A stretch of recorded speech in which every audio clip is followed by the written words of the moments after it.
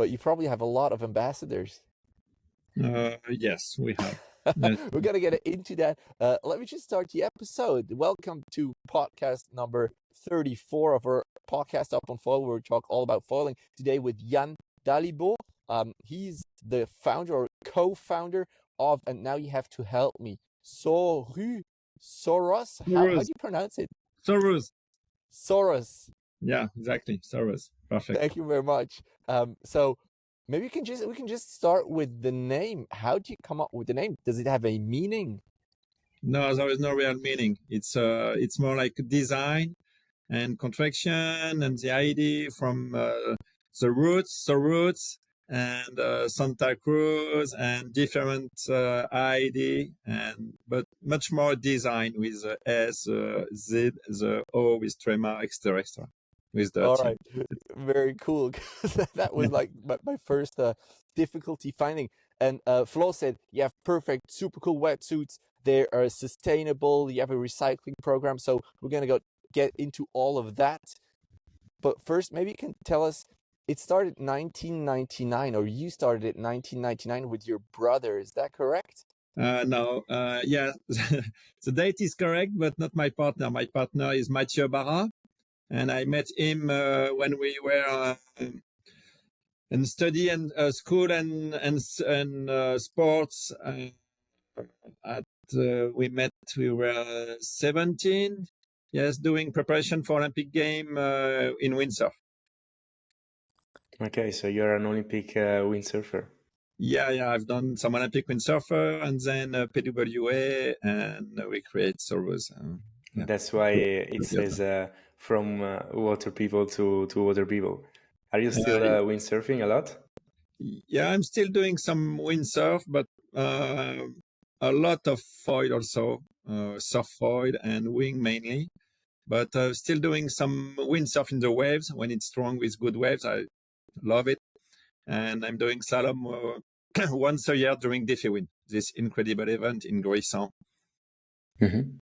And where are you based? We are based in La Rochelle. La Rochelle is the middle of Atlantic coast in France. So we are close to Ré Island and Oléron Island. And it's 2 hours from Bordeaux and 1.5 hours from Nantes, just in the middle. But I'm living in Brittany also because my family is from Brittany, French Brittany. And so I spend a lot of time close to La Torche, Crausaz, etc. Perfect. So you have good conditions. Yeah. We have good condition. I try to go in the water as much as I can. And that's really why I create this company. It's to go in the water. Let's talk about that company, and maybe you can give us a little story, a little origin story. Why do you think that you needed, or what do you want to build a company yourself? Was there something missing and you thought people are going to need that, or you just felt like, I want to help that community out, I want to give them what I need? How did that start? As pro windsurfer at this moment, with Matthew, we saw that the main brand came from Australia and US mainly. And so we just had Oxbow in France, and they were full focus on surfing. And as a windsurfer at this moment, surfing a lot also, but more windsurfer, we wanted to create something more crossover. And I think the idea was not so bad, because now we can see that young people and even older one, we are doing many different sports, not only focus on surf or windsurf or kite. By myself, for example, or many other people, we are doing surfing, foiling, windsurf, kite, etc., etc. So the Soruz brand is more open to many sports. But what is the difference? I used to sail Optimist. We had dry suits. And then when I started sailing 29er, we used wetsuits as well. But I wasn't even aware that there are different sorts of wetsuits. What's the difference from a surfer's wetsuit to a windsurfer's wetsuit? For surfer's wetsuit, we need very, very stretched part on the wetsuit, mainly on the underarms and on the back to do the takeoff and to paddle. And for windsurf wetsuit, for example, we need to be less stretch on shoulder, and we need a lot of stretch on front arms.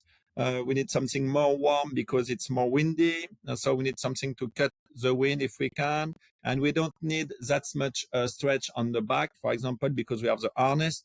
That's why even with a back zip, it's not a problem to use back zip. It's more fashion, more trend not to use front zip, but because of the harness for kite surf or windsurf, you don't really feel the difference between front zip and back zip. So there are a lot of difference, and in Soruz we really focus on developing different products. And we also have crossover wetsuit, but we also have specific wetsuit for the different sports. All right, that makes a lot of sense. I didn't know that. And your material, of course, is recycled. And did it start with recycled material from the get-go? Like your idea at the beginning was to make the recycled wetsuit, or it started as normal wetsuits? We started doing wetsuit in 2005 or 6, I think, first wetsuit.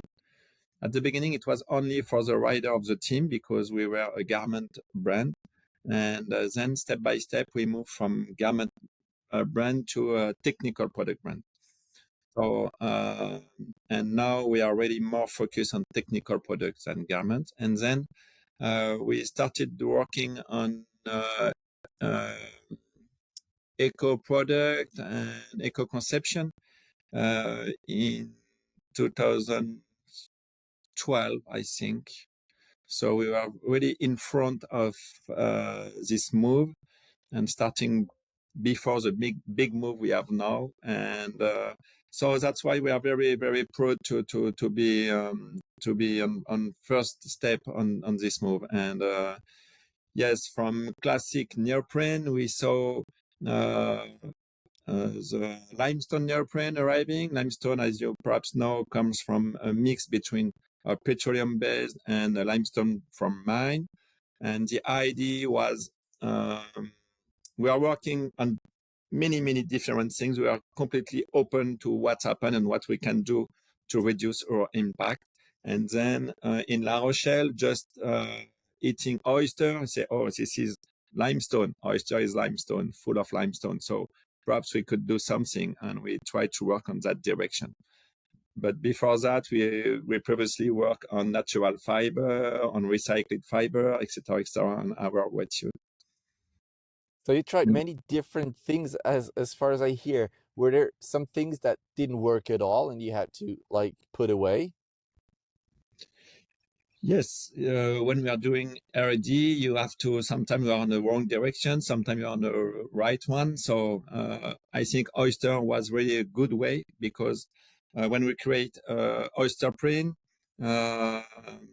we use it alone for 2 years, and then we open it to the big brands, and we are very proud that O'Neill used it in their, I don't remember the name of their line. I think it's, no, sorry, I don't have the name, but O'Neill used it, and then it really makes sense for us. And then we open it to all the brands. And last year, for example, 9 brands were using equivalent to oyster print. And then we continue to research, and we move to organic oyster print. So it's no more petroleum based. It's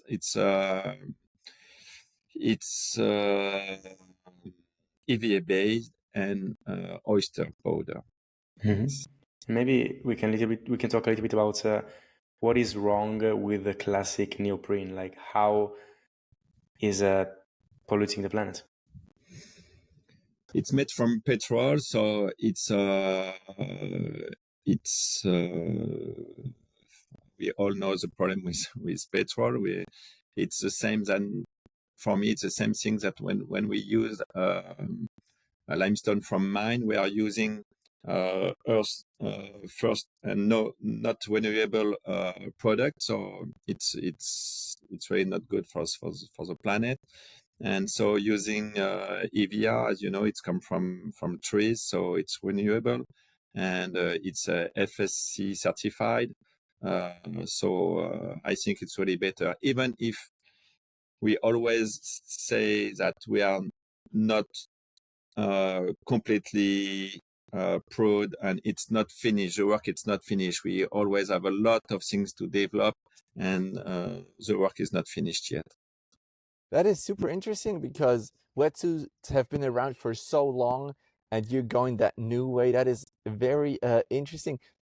Was there a problem? Did the other brands first thought like, "All right, you're trying these things. That is a problem for us," or was that a mutual thing? People or the brands trying to help each other out, as you said that O'Neill used the same materials as you did. We developed the first version of organic foam. We developed it with Patagonia. It was Ulex. We were the first brand using Ulex and on the market before Patagonia, even if they don't know, because nobody knows that, because we were a very small brand at this moment. But we were the first brand using Ulex and putting it on the market, and we developed it with Patagonia and with the factory. So it was a mutual work. For oyster, we developed it by ourselves first in France, and then we proposed it to the factory, working together to develop it. And then we find an agreement with the factory and with some other brand to use it, and we open it for free to all the other brands. So, and for organic oyster print, it's another way. We worked with the factory also and with some brands. And so I think it's in very close future now, I hope there will be no more petroleum wetsuit on the market, but it's still a bit more expensive and a bit more difficult to use, to develop it. So there is some difficulties yet, but in very next few years, I think a petroleum-based wetsuit, I hope it will be over. But it's not a problem of longevity. These new kind of wetsuits, they are not like falling apart after 1-2 years. No, what we can see now, longevity is really better. Oh, wow. Yeah, really, really better, because natural rubber, technicity of natural rubber, natural capacity, natural flex is very, very good. As you know, perhaps you don't know, but in tires, for example, for there is always natural rubber. So we are not able to do tires with only petroleum based. And the more high end is your tires, and the more natural rubber there is inside. And the more EVA there is in your tires. So that the same thing for the wetsuit. But this fabric is a little bit more expensive for sure, even more for the moment, because we don't use it as much as we could. For sure. And in terms of feeling, how the wetsuit feels compared to a petroleum-based wetsuit? Our feeling is exactly the same. At the beginning with Ulex, the first Ulex, it was not the same, because it was more heavy, it was more warm, it was less stretch, but it was just the beginning. It was in 2015, so you can see that we worked 10 years to have something better now. And the flex is a little bit different, but it's very, very close. It's not better, or it's not less good, but it's a little bit different. That means you can have the same stretch in total, but it's not exactly the same feeling, but very, very close. And you see those wetsuits, your wetsuits, all around. At least where I live in Switzerland, I see when I go pumping or winging, I see people with your wetsuits all the time, and they look really cool. But I can imagine it must have been difficult to find that spot in the whole market for a new brand, because as you said, O'Neill, Quicksilver, there were so many brands already out there. How did you get that space for your brand? The idea was not to be a challenger for a long time, even more in innovation. So we decided to put innovation and performance and engagement in our DNA. So instead of being follower, we decided to spend a lot of money and time in R&D and innovation to have our own innovation and to propose our own innovation to the market. So it's not easy. It's a long time work. But now I think we are perhaps not the leader, but very close to be the leader in innovation for the last 5 years in Wetsuit. That is super cool, but that's risky as well. Were you never scared or thought like, ooh, that might not go that well? Yeah, sure. We have to take care to put on the market only very good final product. And yes, sometimes for Ulex, for example, we put on the market. We were first on the market, but I think we were a little bit too early.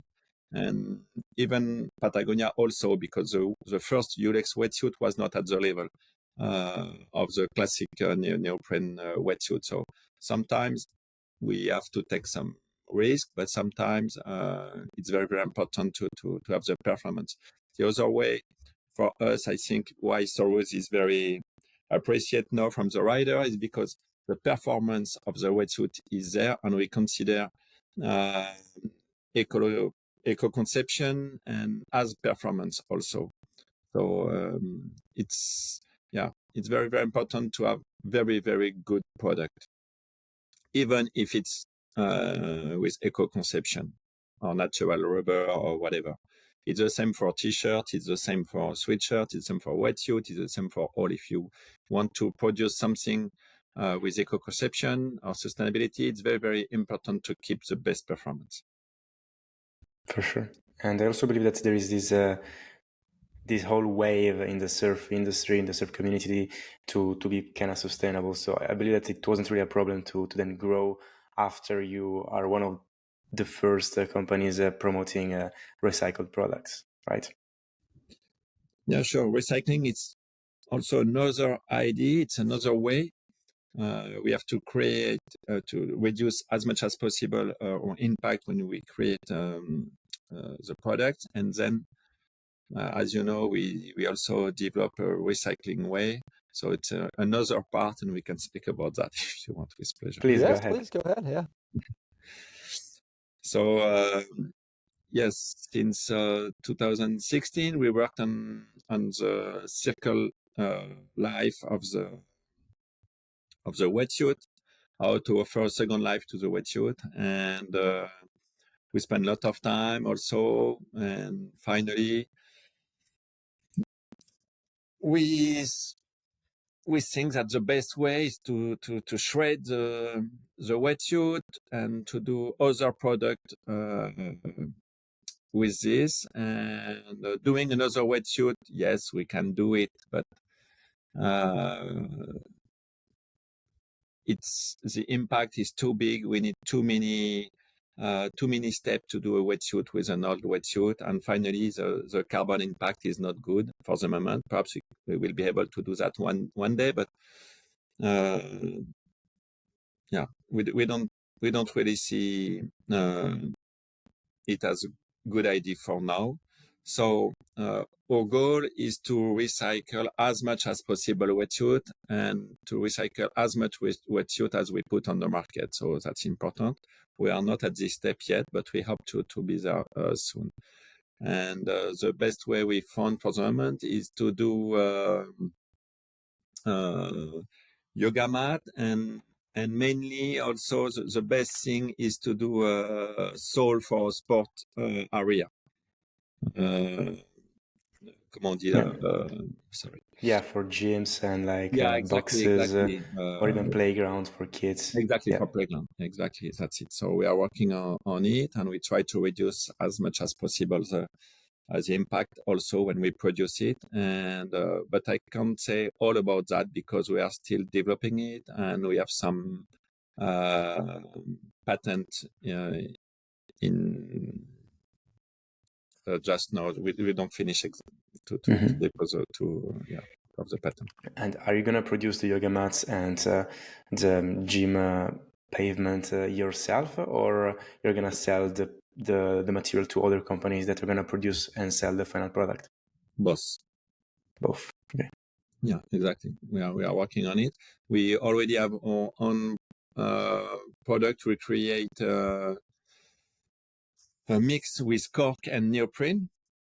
Name is Neo Liège, because Liège is cork in French. And with it, we can also do some yoga mat and some isolation, things like that. So it was the first step. Then with the shred neoprene, also we sell the fabric, the shred neoprene to other companies. So with it, they can put it in box bags. They can put it in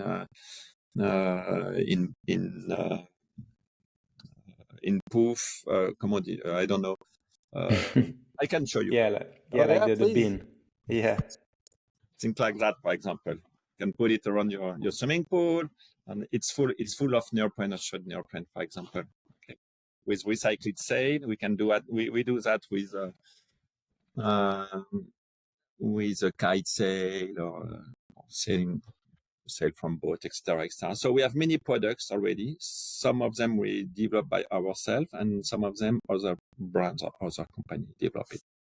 So can people send in their old wetsuits, or should they bring them along when they are in vacation in La Rochelle?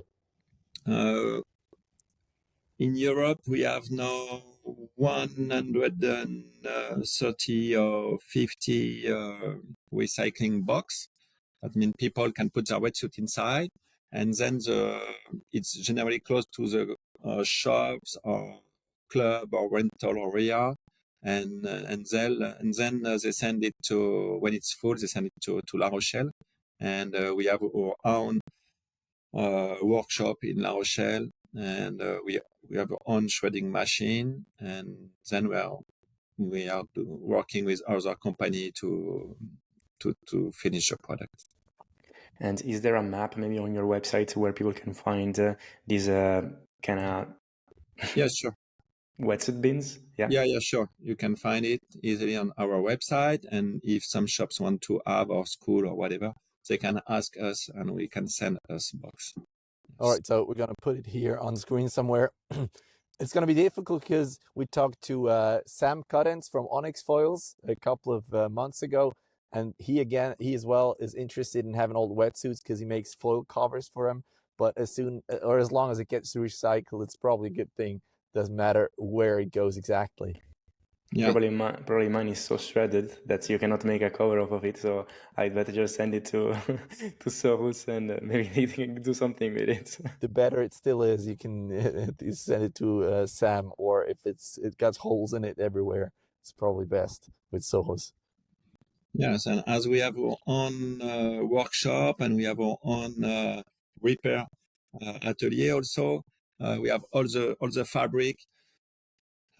So we send a lot of fabric to different wetsuit repair shop in France, and we can send them new fabric, the good glue, the good tape, etc., etc.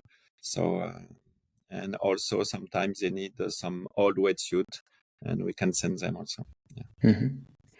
And you mentioned about this oyster type of neoprene.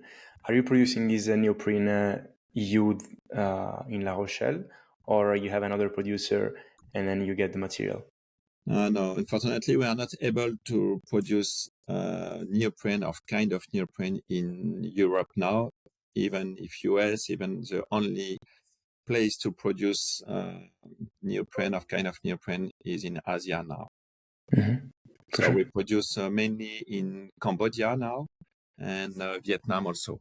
We talked to a lot to foil designers and companies who build foils. They have the problem that every year there's a new foil range out, and they have old foils they have to sell, and they cannot really send these foils to shops to have them sold, because once the shops have it, it's basically already old, and so the shop or the distribution channel is a big problem.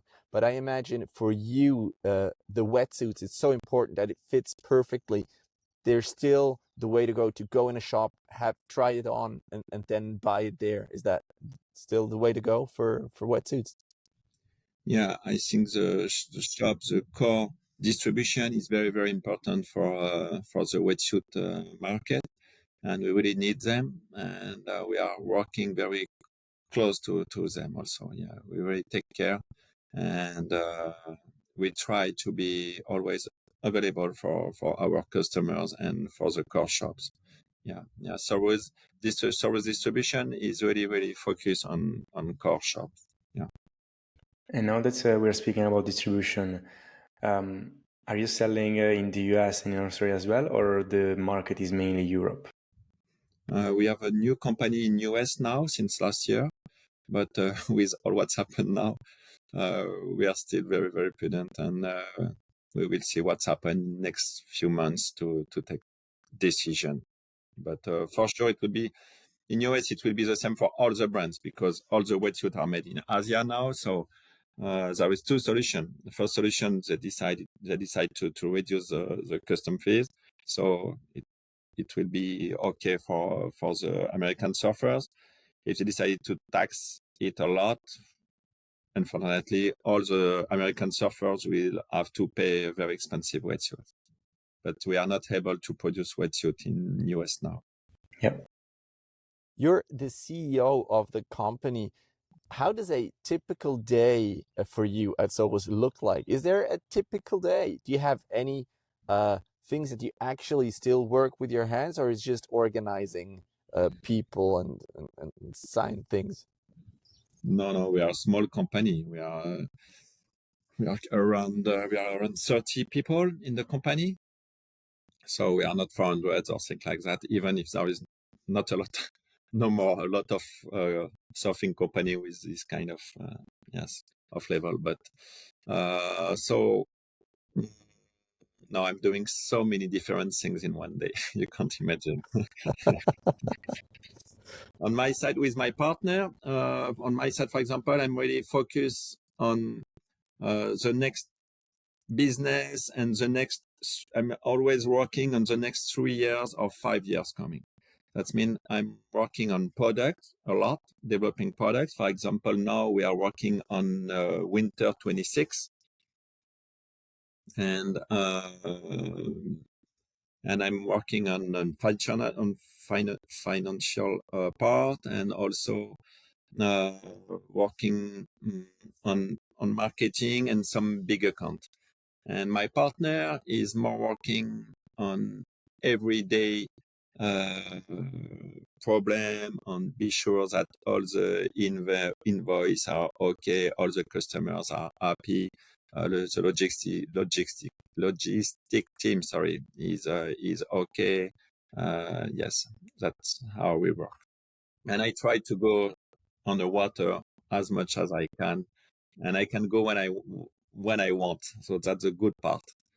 And the desk I'm headquarters is just like 10 minutes from the beach, so I can wing or foiling very, very easily. And if I want to surf or surf foil or whatever, I can go to Ray Island. It's less than half an hour, so it's okay.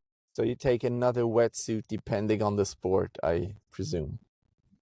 Yeah, I try a lot of wetsuit every time.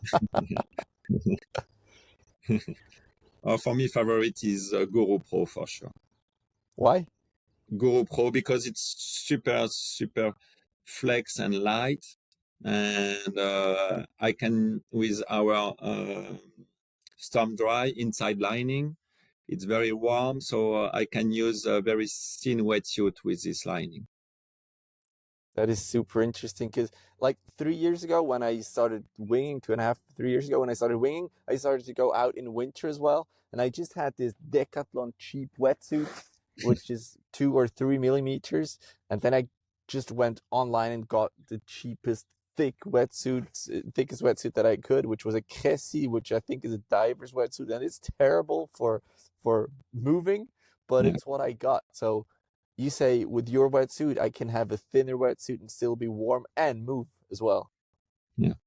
All right, then I probably have to get in. Drying very, very quickly also, and yes, with a long life, and we try to do the best wetsuit for the best price every time, for sure. Mm-hmm.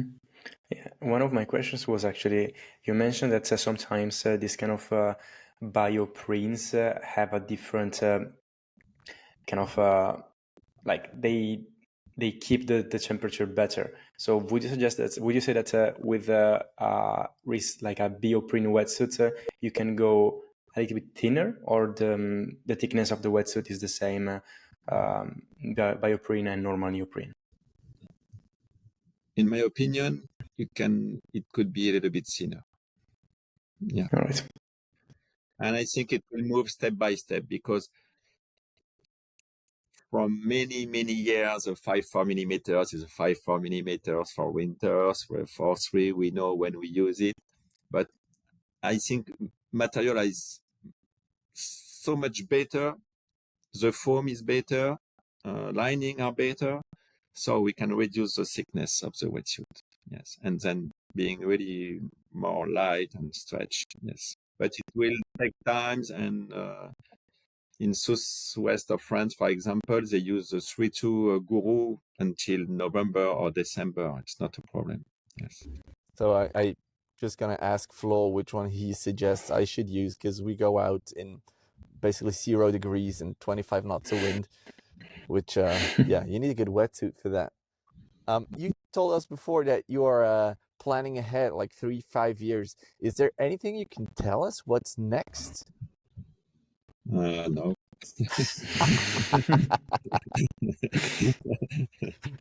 No, for sure, we are still working. From the beginning, it's very important for us to have innovation on all the range. That means we don't keep innovation and the best innovation and ecological eco-conception. It's not only for the high range. It's mainly the case for other brands, but for Soruz, we develop, for example, when we develop the ULEX, at the same time, we were working on the school and winter range, how to reduce the impact of this wetsuit also. So from last winter, all the range of Soruz wetsuit are made with organic oyster print. We are the only brands doing this for the moment. So it will come step by step for sure, and I hope so. But it's very, very important for us to have innovation on all the steps of price. So we are still working on it, and that's very, very important for the future, to continue to improve the quality of the middle range, not only the high range and the entry level range also. And for the other innovation, I can't tell you more now. That's fine, and we understand that, of course. Flo also said you have to ask him about that these board shorts, these recycled board shorts, because they're super comfy, and I haven't heard of it. Can you tell us about those? Yes, to be honest, it's more traditional for sure. We develop very specific material, very light with recycled fiber, and yeah, the goal is to have something as light as possible for surfing and stretch, but not too much, because when we are surfing, we don't like to have the weight of the water and to have board short, the feeling of the board short going up and down. So we need to find the good balance. And yes, we are using the same fabric since 3 years now, and we really like this fabric. Yeah, it's perfect. But for sure, one more time, we could reduce the impact also.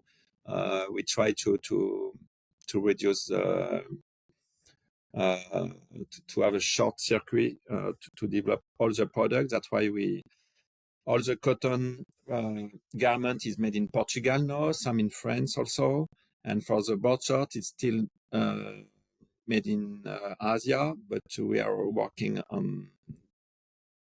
We hope to find solution to have the same quality and to offer a good price made in Europe. Working on it.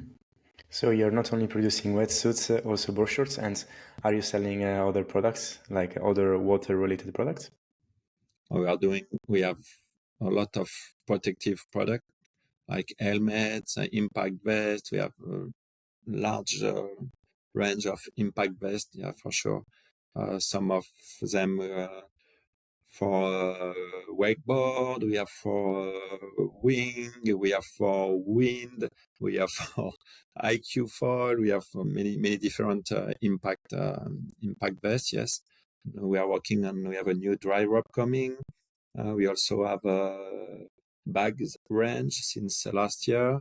So yes, catalog is fat.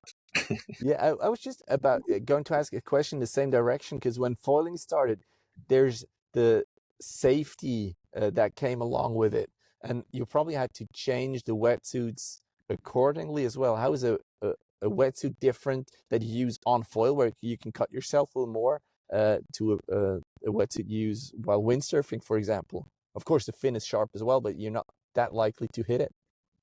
Yes, there is a lot of different use of foiling. It depends what kind of foil you are doing. For example, when you are doing downwind foiling, the first hour you are very, very warm because you are paddling a lot and pumping a lot. But if for a long period, when we are working with Erwan, for example, he has gone from Toulon to Corsica. So it was very, very long. So we work a lot on this, and we are doing some sample for him with different zippers, and he can open when it's too warm and close it. It's whether it's changing or if it's losing some adrenaline or some power. So to keep his warmth. Yes, for sure. If you are doing surf foiling, for example, I'm doing a lot of surf foil. I'm using very, very thin wetsuit because when you are pumping, we are full of super warm. So instead of surfing, when you are surfing in cold water, sometimes you can wait for not half an hour, but quarter, things like that. So it's more freezing depending also the spot. But for wing, it's not very warm. Doing wing, it's same thing than doing windsurf or things like that. It's not, yeah. So, But like cutting yourself on the foil, you have like a protective kind of outer shell or something? We work on that on the beginning, but finally, I think it's not a good idea because you can have some impact when you start, and then after that, yes, you can have an impact. It's possible. But I really don't like to have something too heavy with a lot of protective pads, etc., etc. If you want to add one, you can go to all the sports shops to buy protective from football or whatever. I don't know which sports, and you can put it under or outside of your wetsuit just to try something. But to have a specific wetsuit with a lot of protective part, I don't like this idea. And for example, we work on it and we came back to something super light, super stretch. And if you want, you can add some protective part. All right. Thank you very much. I have another question, and maybe we can wrap it unless you have something else to share with us. I'm curious about how did you come up with the logo? Because of course the 3 arrows are like to symbolize the recycling, but what's the logo itself? What's the symbol? It's an eye. Right. It's Soruz, and tagline is Rider's Vision, and it's an eye. Yeah. Fantastic. All right. Is there anything else you want to tell our listeners or viewers? No, it's okay. Thank you very much. It was super cool to spend time with you to discuss. Thank you very much for taking time to talk with us. The next episode is going to be with Annie Reichert. She's a water woman from Hawaii, and she designs these super nice surfboards and is on the water a lot. So we're going to learn about her and looking forward to it. Thank you very much, Yann, for coming on the show, and hope to see you on the water sometime. Thanks a lot, Gael and Matt. Bye-bye. See you soon. And if you are there, you're welcome. Bye-bye. Thank you. Bye-bye. Bye.